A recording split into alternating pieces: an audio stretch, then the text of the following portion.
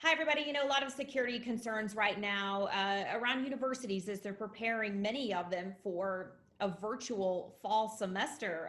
Unfortunately, that's where we are right now. Carlos Morales with NetScout is here with me to talk a little bit about some of these security concerns, what universities can do to prepare for this time. Carlos, thanks for being with us.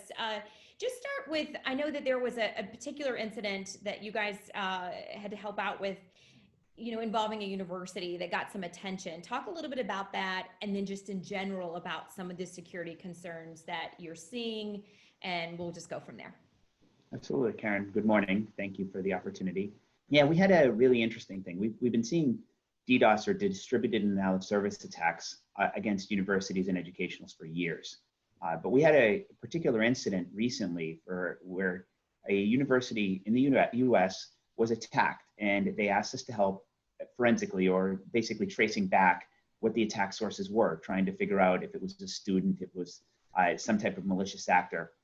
And the thing that was very unusual about this was we were able to trace back the attack to another university in the same state, in fact. So it was a rival university that was actually generating the traffic.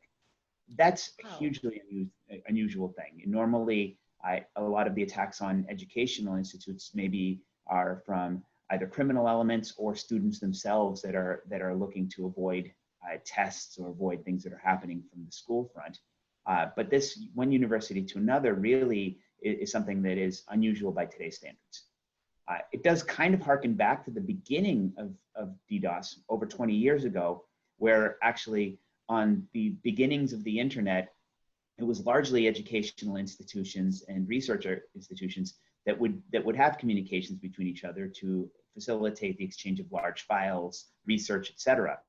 And in those days, one university would attack another university just to kind of prove that they could.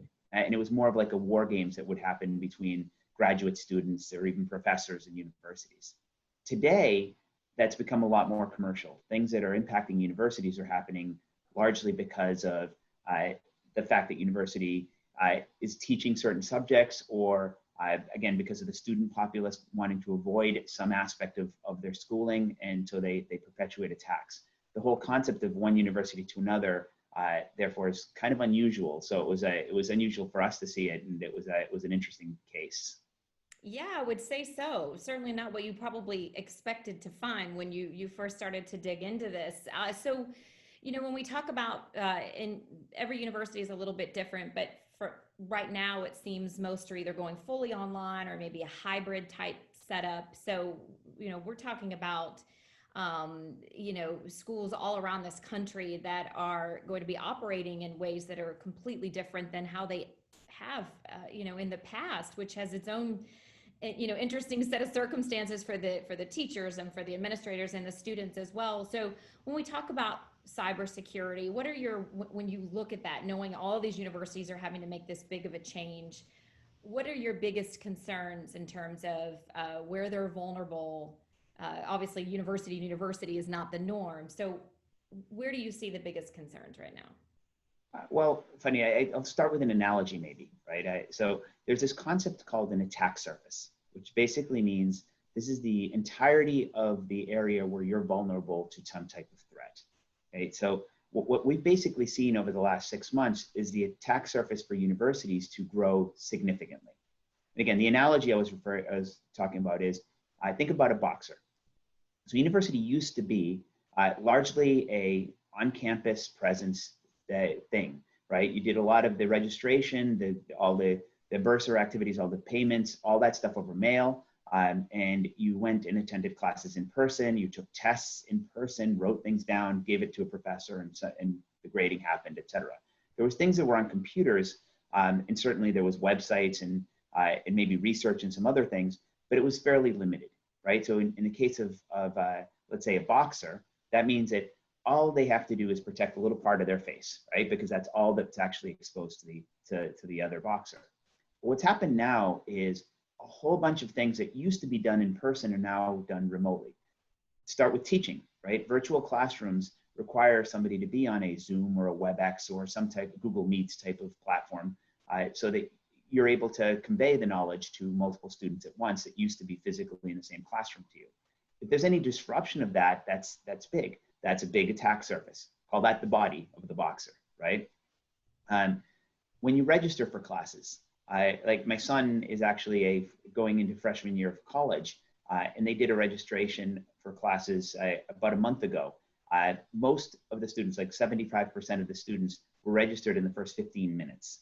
That means there's a frenzy of activity going to a website, trying to get the right classes at the right schedule to fit your needs and your thing. All of that is online. Now that's basically, let's say, the rest of the head, if you will, for the boxer to now go after. Testing is largely moved now online. That's been happening over the course of the last 2 years, but now it's actually accelerated. So you think about all that and you just get the entire torso. Basically, I think you get the idea. The boxer now has a whole bunch more things they need to protect. Same thing, the university has a whole bunch of more things that are critical to their ability to do business that they now need to protect. So that's really the net effect of what is the new virtual classroom. And even universities that are going live will have some aspect of a virtual for students who can't make it there, or people who get sick with the pandemic or otherwise can't be there. So the attack surface that universities now have to contend with is multiple scales larger than what they had before. Yeah, great analogy. Actually, that helps to, it makes a little bit more sense when you look at it that way. And you know, Carlos, for whether we're talking about a really large university or just a smaller school that may not have a large team of IT folks who are on top of things. What are some of the main things that you hope universities will keep in mind as we are making our way through really unprecedented times here? Well, I think they need to invest in some of their IT and security infrastructure, right, as a starting point. I think the way that they allocate their budget has to be shaped around the way that, again, the attack surface and the move from physical to virtual has happened, right? There's a lot more reliance on IT infrastructure. There's a lot more reliance on applications. And this goes beyond just security, right? Security is somebody maliciously trying to get at some of these things. Well, you still have availability of those platforms, reliability of those platforms, all of those things that are not necessarily security problems, but they're IT problems. You want to make sure that the network underlying that goes to and from that, the internet access that you have, all of the systems and servers are well understood or redundant. You can survive things like a massive thunder shower that knocks out a local transformer. All of those things are things that maybe universities didn't necessarily have to think about because, again, their reliance on that piece of technology was rather small and maybe not as impacting if it was to go out. Now it's hugely impacting. So I think that maybe reallocation of budget with more spend on IT and those kind of things is an important consideration for universities. Yeah, absolutely. So much to contend with here, Carlos, for these schools, really. Well, we appreciate you being here with me today to talk about this. Much more, of course, on cybersecurity and universities and what they're doing to prepare right now can be found on our website on Tech Republic. And we appreciate you guys watching today.